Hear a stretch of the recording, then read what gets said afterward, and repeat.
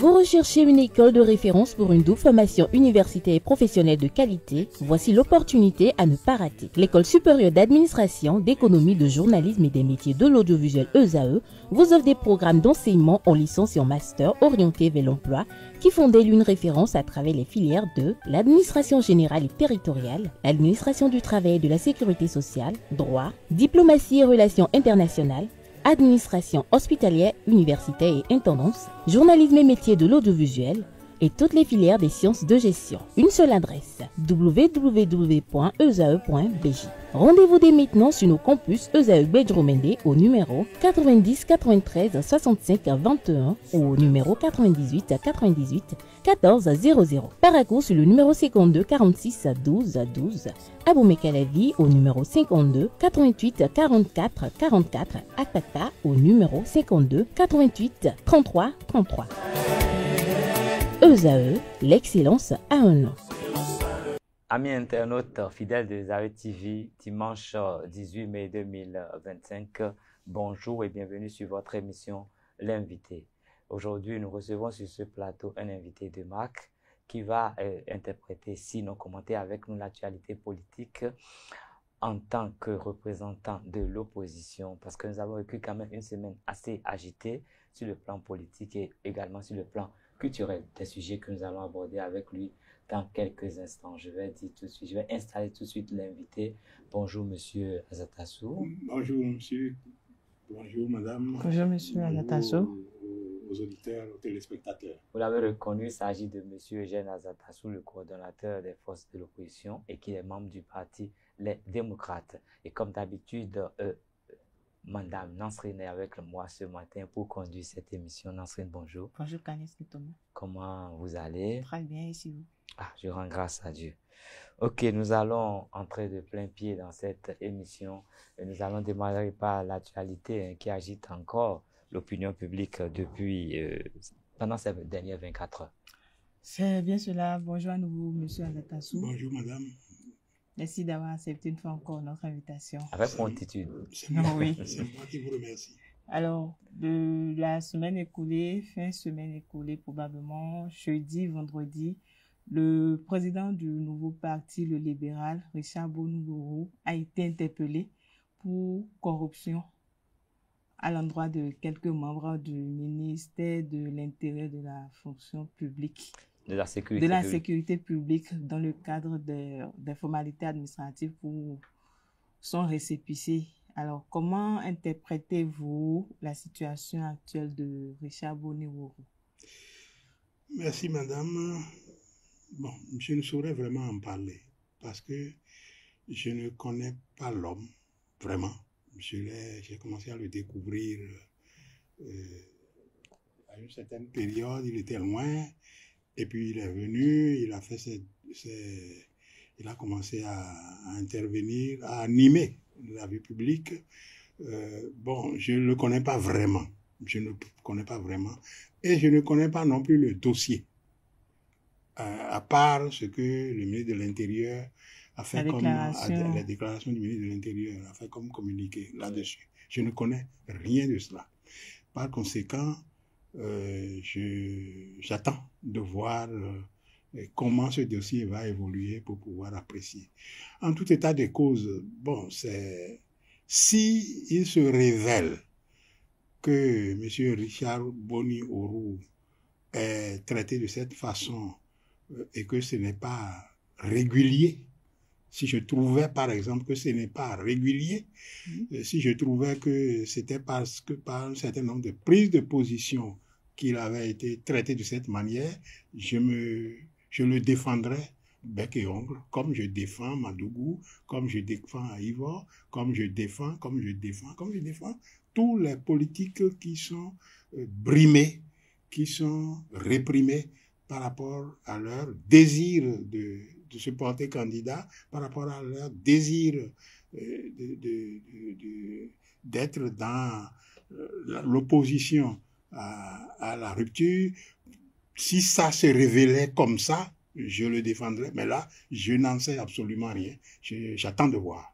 Mais au cours de la même semaine, nous avons enregistré la démission de l'ancien ministre Alain Andiou, de votre ancienne formation politique, ainsi je peux parler ainsi. Et je suis sûr que vous connaissez un peu l'homme parce que vous avez forcément été, vous avez lutté pour la même cause à un moment donné. Et il a fait des déclarations, il a qualifié certaines oppositions de façade.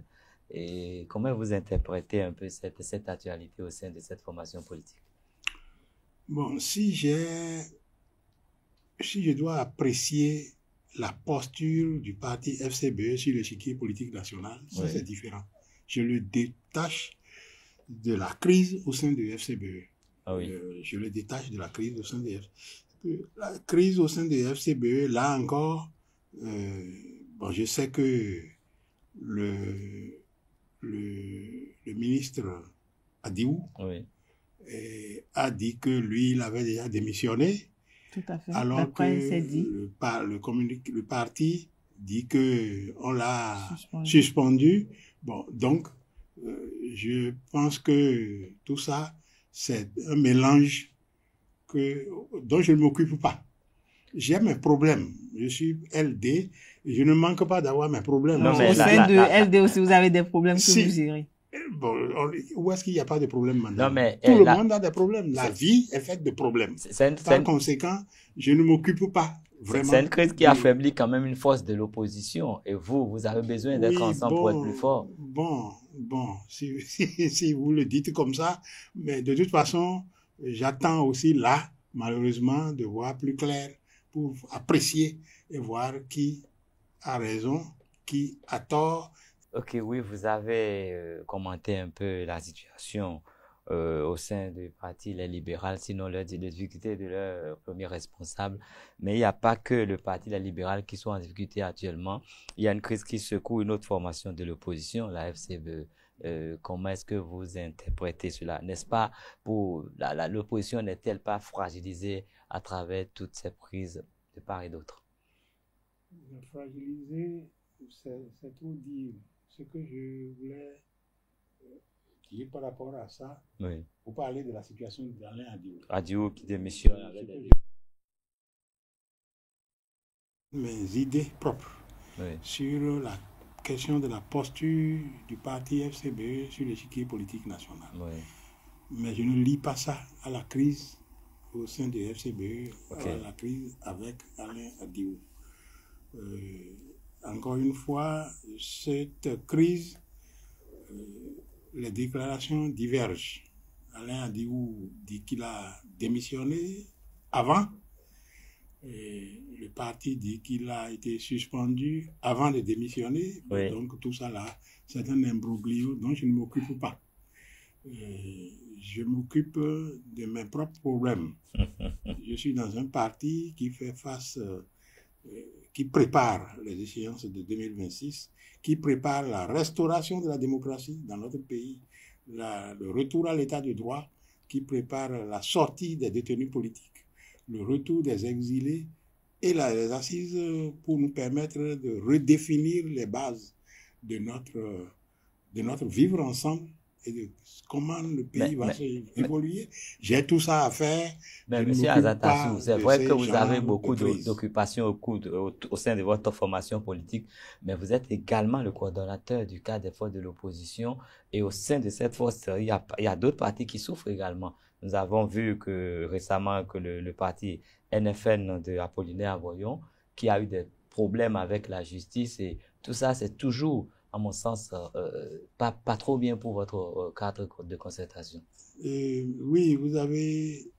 En réalité, quand on est dans l'opposition au pouvoir de la rupture, on s'attend à tout et au contraire de tout. Vous comprenez? Donc, les petites manigances, les petits tiraillements, c'est pas ça qui nous arrête.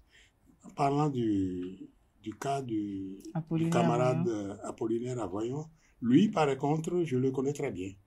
Et c'est pour ça que quand il a été interpellé, bon, on s'est porté pour savoir, pour le voir et savoir de quoi il retourne. On ne s'est pas contenté de ce qu'on a appris au niveau de la justice, au niveau de l'opinion, on s'est porté. Et quand on a appris que, bon, il s'agissait d'un certain nombre de vidéos qu'il a eu à faire, nous avons trouvé que c'était un délit d'opinion. Et nous avons fait un communiqué par rapport à ça. Donc, quand on connaît la situation, quand on connaît la personne, on peut réagir, on peut soutenir, on peut... bon, mais quand on ne connaît pas la situation, on attend de voir qu'elle soit claire. Voilà. Si Kaleski Thomas le permet, M. Azatassou, face à ces arrestations qu'on observe de part et d'autre, est-ce pas une manière de donner plus de la voix au parti les démocrates? Plus de la voix, vous avez dit? Oui, faire connaître... Dans votre cadre de concertation, tout le monde est touché, sauf vous pratiquement, parce que même Expérience TV a eu... c'est démêlé aussi. Il n'y a que les LD qui soient encore un peu clean dans l'histoire. Un peu clean en matière de répression? Ah non, vous trompez. Les LD ont été la formation politique au niveau de la rupture ces dernières années, la formation politique qui a eu payé le plus lourd tribut à la répression. Hein. En d'autres thèmes? Vous vous rappelez la crise de 2019? Oui. Vous vous rappelez la crise de 2021? Vous vous rappelez tout ça? Vous vous rappelez tous ceux qui sont en prison? Les LD ont la plus lourde part là-dedans. Vous comprenez? Donc on ne peut pas dire que nous n'avons pas été réprimés. Bon, maintenant, je comprenais autrement la question de madame. Est-ce que ce n'est pas pour nous mettre en exergue qu'on nous réprime? Ce serait une manière très drôle de nous réprimer, de nous empêcher de nous organiser, de nous empêcher de faire d'autres manifestations. Oui, mais... Vous êtes journaliste, vous avez suivi tout ça. Ce serait une drôle de manière de nous aider si on procédait de cette manière. Non. Je pense que le pouvoir est d'une certaine nature que nous avons dénoncé depuis longtemps. Nous avons déjà pressenti ça depuis 2016 et ça s'est confirmé constamment. Et c'est contre ça que nous nous battons, contre ça que nous luttons. Non, mais est-ce que dans tout ça, on ne peut pas parler un peu de la probité des hommes politiques? Parce que ce n'est pas, on ne va pas se cacher sous les formations politiques pour ne pas répondre quand même de ces actes. Si les gens ont des points avec la justice, on va dire, ils sont détenus et tout ça, ben quand même, si les dossiers sont évoqués, est-ce que les dossiers ne sont pas clairement évoqués? Les gens veulent aller en politique, on est d'accord, tout le monde peut y aller, mais est-ce que tout le monde se met en règle? Ce n'est pas parce qu'on est en politique qu'on ne va pas réprimer pour que dès qu'il y a répression, on dira que c'est sous le coup de la politique quand même. C'est pour ça que quand vous avez parlé du monsieur Richard Boni-Ourou, j'ai dit j'attends de voir. Ok. Mais les autres pour lesquels j'ai pris position, non seulement je les connais, mais j'ai vu. Si vous dites qu'une dame comme Rekiat Madougou a pensé que en tuant quelqu'un à Parakou, ça va arrêter le processus des élections dans tout le Bénin, si vous me dites ça de la part d'une dame comme celle-là, je dirais non, vous exagérez. Vous exagérez, ça ne marche pas comme ça. Nous ne faisons qu'interpréter l'actualité. Il y a effectivement le fait que si un homme politique commet des choses qui sont en dehors de la loi, bon, il répond comme tout le monde, ça c'est vrai. Mais il y a le fait que on invente des choses sur certains hommes politiques qu'on veut réprimer. Ça c'est une réalité. Et ce n'est pas d'aujourd'hui que ça date. Mais c'est une réalité. C'est une réalité et par conséquent, par rapport à cette réalité, on est obligé de se positionner.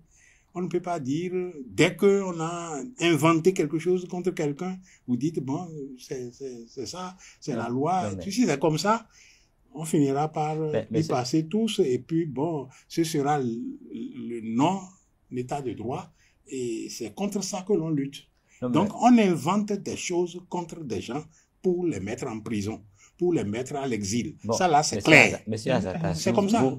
Vous êtes quand même d'un certain âge, vous connaissez le Bénin depuis, mais je crois qu'il se disait à une époque que même le président Kéko avait des dossiers contre les cadres qui pouvaient exhiber à tout moment pour quand les situations se présentent. Donc, si les gens ont des dossiers, ce n'est pas le moment auquel on les exhibe qui va poser problème. Mais quand on a des dossiers à la justice, quand même, il faut pouvoir répondre. Si on a des dossiers à la justice, il faut répondre. Ça, là, je vous l'ai reconnu tout à l'heure. Oui.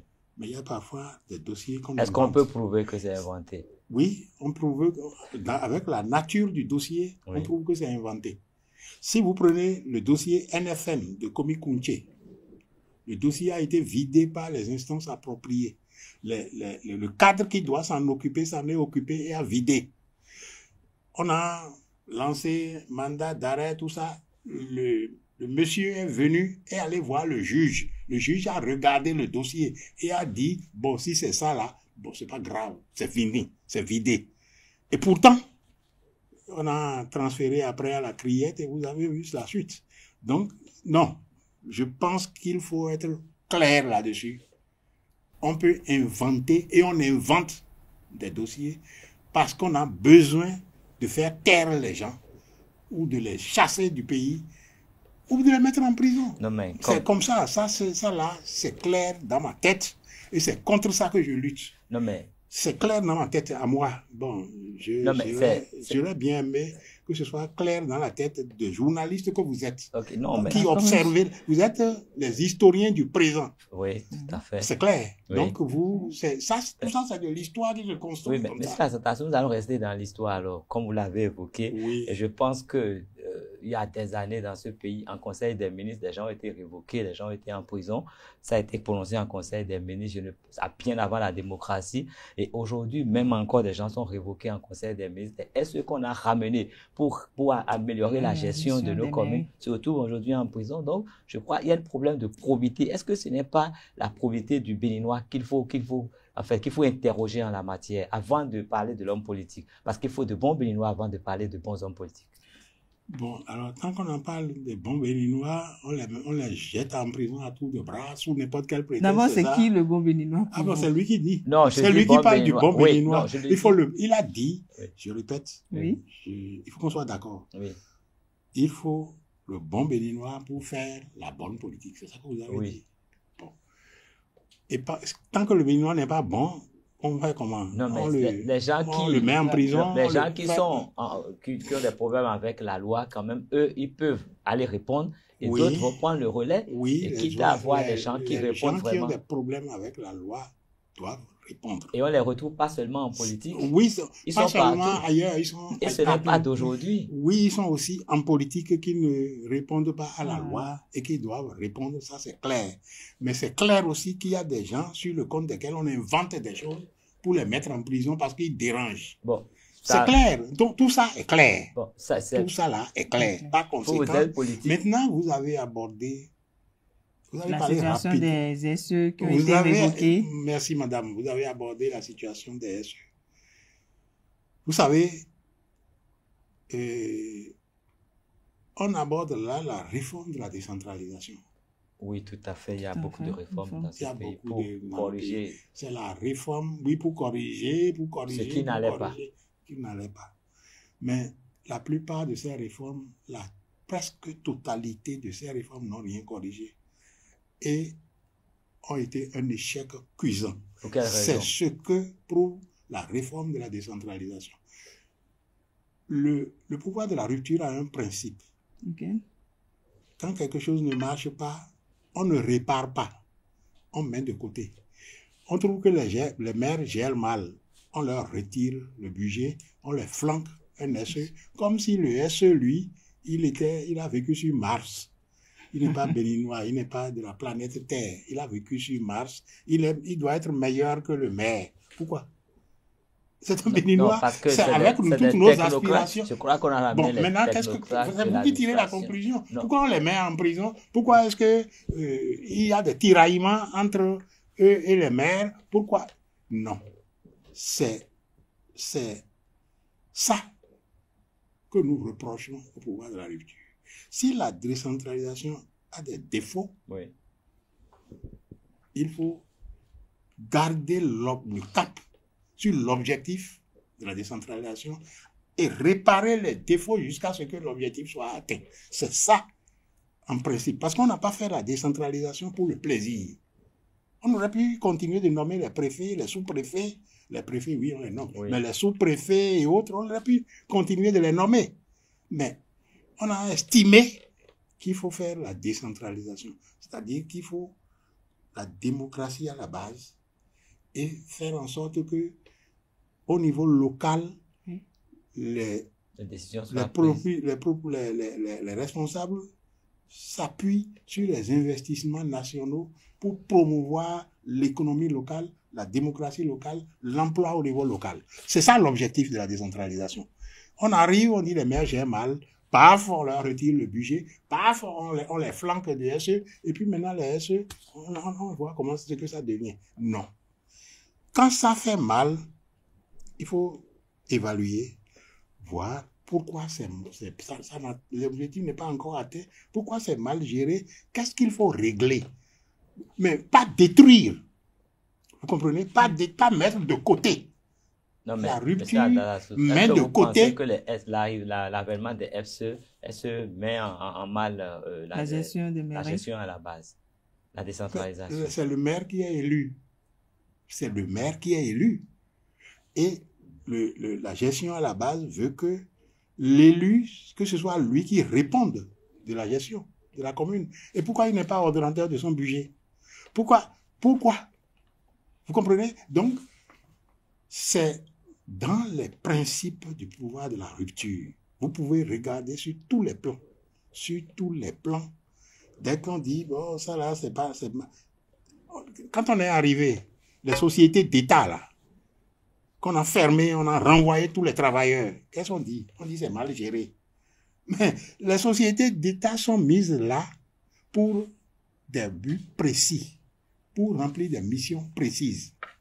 Si c'est mal géré, tu t'organises pour que la gestion s'améliore et que les objectifs soient atteints. Mais tu dis, non, comme c'est mal géré, on ferme. Bah, on a fermé l'ONASA, on n'a pas étudié par quoi la mission qui est assignée à l'ONASA, qu'est-ce qui doit le remplacer?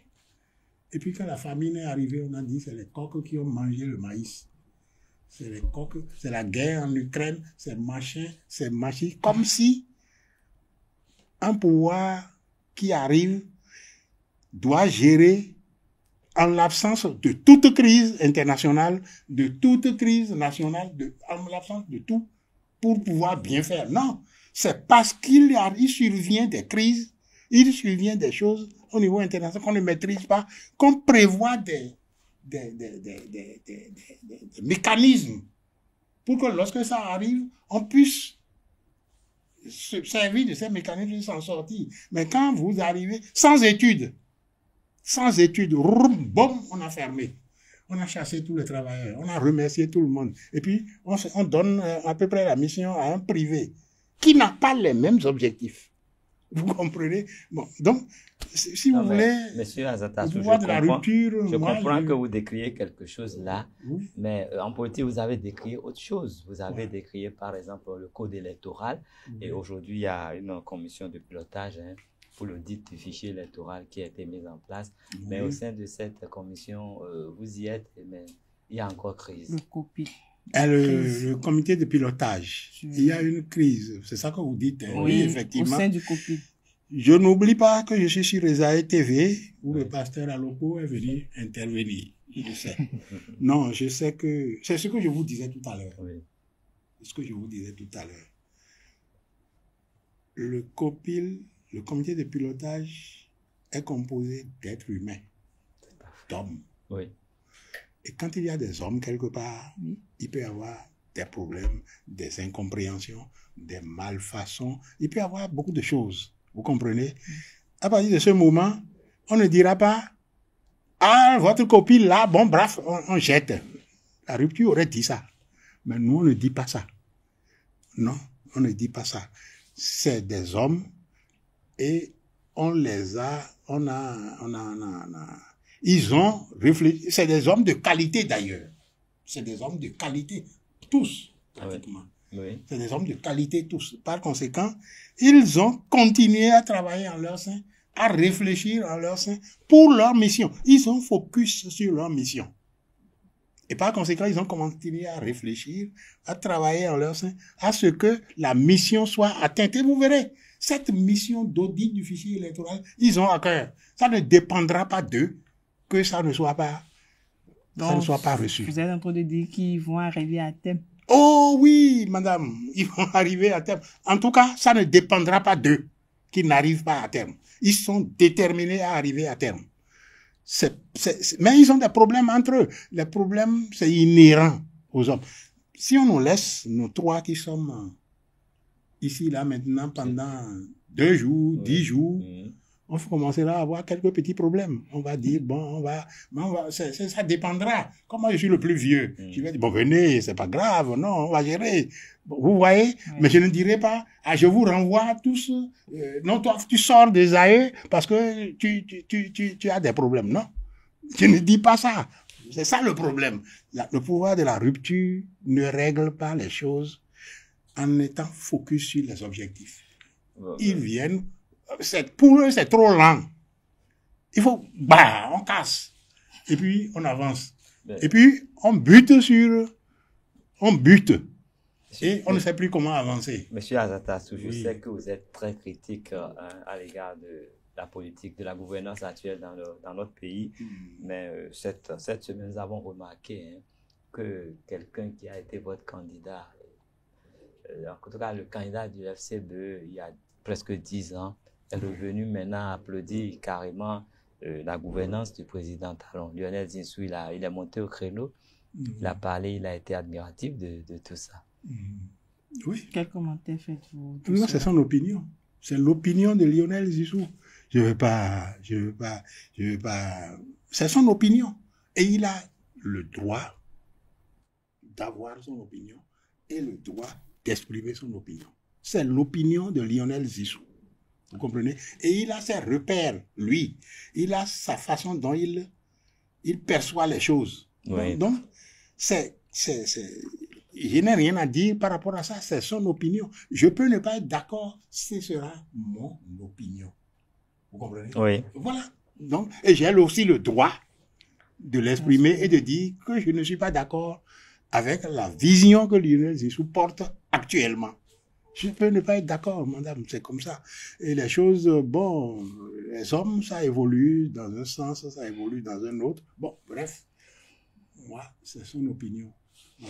Et parlant toujours de l'actualité, nous avons enregistré récemment que le gouvernement du président Patrice Talon a quand même pris des dispositions pour faciliter l'accès au gaz domestique aux uns aux autres. On a souvent décrié que ce gouvernement n'était pas du tout dans le social, mais il y a quand même des décisions ont été prises à cet égard et je ne sais pas, est-ce que vous avez des commentaires vis-à-vis de cela? Ah, si, il y a eu parce des qu'on décisions. attendait depuis de pouvoir charger nos gaz de telle entreprise auprès de l'autre, c'était pas possible, c'était très compliqué, mais aujourd'hui c'est facilité et puis les coûts aussi sont prévus à la baisse et accessibles à tout le monde. Ah voilà, d'accord. Non, mais si c'est comme ça, c'est très bien. Il n'y a que ça que moi je demandais. Si c'est comme ça, que les coûts sont accessibles et que, bon, tout est transparent. Parce que l'autre chose au niveau de ce pouvoir, c'est l'opacité. C'est l'opacité. C'est-à-dire que on ne voit pas clair. Si c'est transparent et que vraiment les coûts sont revus à la baisse et que on sait comment ça se passe et que les gens ont le gaz domestique vraiment, bon, je n'ai que demande que ça. Je ne demande que ça. Ça n'a qu'à se répercuter sur beaucoup d'autres choses. Et puis bon, que veut le peuple? Voilà. Le peuple, le pain d'abord, avant tout, et puis après la paix. Et la paix, et puis la liberté. Parce que même avec tout ça, si vous n'avez pas la liberté, ça coince quelque part. Donc pour vous, le peuple béninois n'est pas libre? Là où on est actuellement, il y a des repères qui sont essentiels et qui montrent que les questions de liberté sont à revoir dans ce pays. Il y a des repères essentiels. Vous avez des propositions pour améliorer tout cela au sein de votre parti? Oui. Nous, on n'appliquera pas une loi comme sur le numérique, là. Pour nous, le délit de presse doit être revu. Ça doit être revu. Le délit de presse doit être revu. Ça, c'est d'abord ça. Deuxièmement, je suis même allé trop loin. Les gens qui nous empêchent de nous réunir, là, quand le pouvoir a commencé ça au début, dès le début, on va disperser des étudiants qui sont réunis sur le campus ou dans un amphithéâtre, on va les disperser. on disperse et puis ça s'est accéléré au fur et à mesure qu'on avançait vers 2026. Or, 2026, c'est une élection. Oui. Il faut que chacun de nous aille devant le peuple pour s'exprimer. Mais nous, on nous étouffe, on nous empêche. C'est un élément important des libertés. Si on nous empêche de faire nos réunions, de faire nos meetings, de faire nos manifestations, on est allé à la bourse du travail. Les travailleurs veulent rendre hommage aux soldats morts pour nous. Ils sont morts pour nous. Ils sont morts pour nous. Au front, tués par les bandits, là.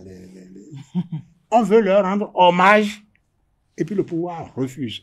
Les libertés, là, madame, vous les trouvez où, là, maintenant?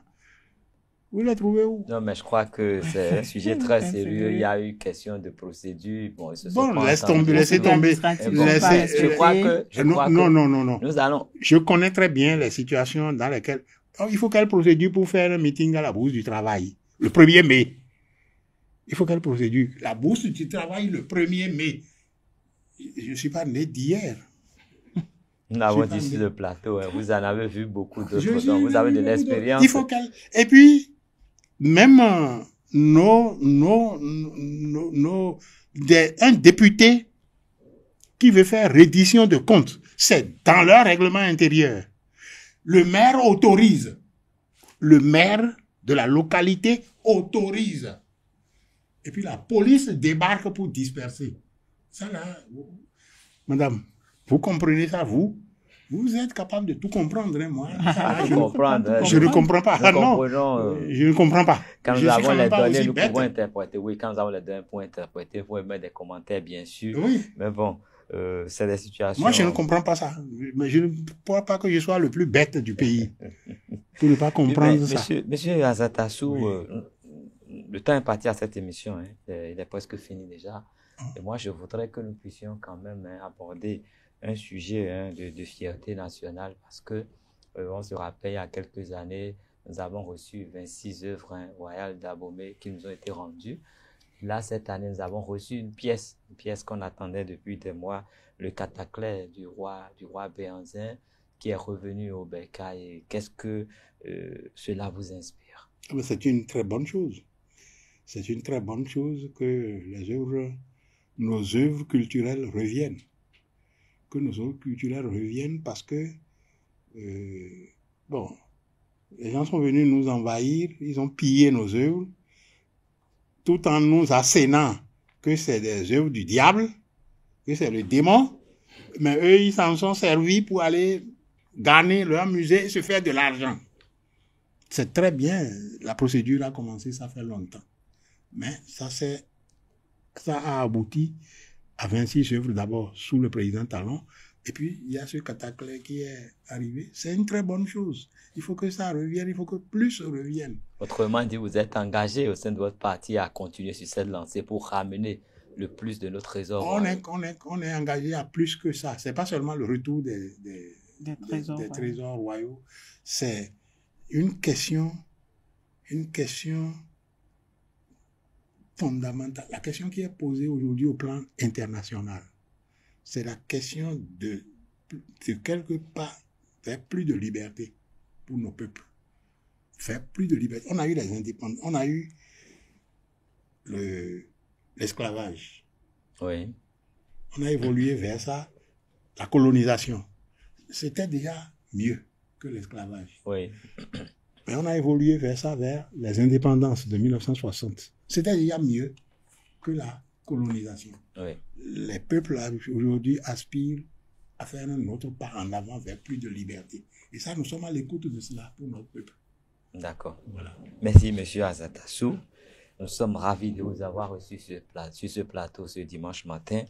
Il a été question quand même de la situation de ces forces politiques qui sont en difficulté actuellement. Et vous vous êtes prononcé essentiellement sur la question liée au parti NFM que vous connaissez et que vous avez soutenu, un parti qui fait partie de votre creuset, le cadre de concertation des forces de l'opposition. Et vous avez même émis un communiqué en la matière. Et nous avons parlé de la situation politique actuelle dans le pays, vous avez déploré certaines choses, et notamment le manque de liberté et qui vous empêche d'être vraiment efficace sur le terrain, de vraiment communiquer avec vos électeurs pour qu'ils puissent aussi avoir une autre version de ce qui se passe dans le pays. Et vous avez condamné le fait que les syndicalistes soient réprimés alors qu'ils voulaient rendre hommage à ces soldats qui sont morts, au front, entre autres. Et bon, c'est un événement parmi tant d'autres de répression. Oui, et vous réjouissez quand même, hein, et sur que on puisse revoir un peu la situation du gaz dans notre pays, si ça peut être accessible et moins cher. Et pour vous, le fait de ramener quand même ce cataclysme au pays, c'est une source de fierté, et vous êtes engagé plus que ceux qui sont aux affaires aujourd'hui à ramener tout le reste et à créer les conditions de liberté, les libertés auxquelles tous les peuples africains aspirent aujourd'hui après toutes ces années de répression. Et vous estimez que la crise au sein du comité de pilotage de l'audit du fichier électoral n'est qu'un fait humain et que tous les membres qui sont compétents et sont engagés à résoudre ce problème au plus tôt et à permettre à aller à l'aboutissement quand même de ce processus pour que ça puisse être un élément central et fiable pour les prochaines consultations électorales. Vous avez commenté un peu, vous n'avez même pas commenté, vous avez exprimé que M. Zissou est libre d'opiner sur ce qui se passe aujourd'hui au Bénin, et je crois que c'est en ces termes que je résume un peu vos propos tenus sur ce plateau ce matin. Est-ce que j'ai trahi vos pensées? Non, merci beaucoup. D'accord, merci Monsieur Eugène Azatassou. Je rappelle que vous êtes membre du parti Les Démocrates et coordonnateur du cadre de concertation des forces de l'opposition.